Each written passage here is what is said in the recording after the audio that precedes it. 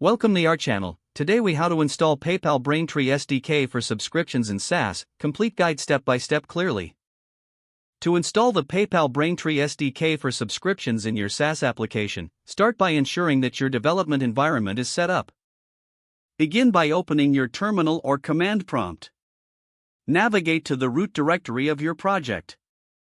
Next, you need to install the Braintree SDK. If you're using Node.js, run the command npm install Braintree.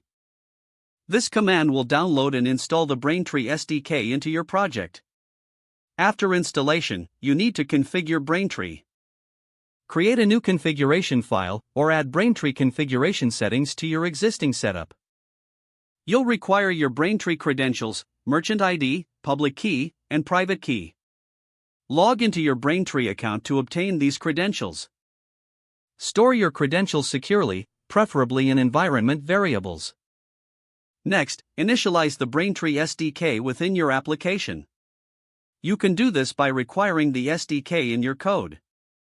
Then, construct the Braintree gateway with your configuration. Once you have the gateway set up, you need to start implementing the subscription functionality. Create a route in your application for subscribing users. In this route, you'll handle the request to create a subscription. Use the Braintree SDK to set up the subscription details. Define parameters such as customer ID, plan ID, and payment method token. Confirm that your application can process the request correctly. Test your subscription flow to ensure it behaves as expected. Monitor the responses from the Braintree API for any errors. Implement error handling to manage any issues that arise during subscription creation. Once you have confirmed the setup, focus on integrating the front end.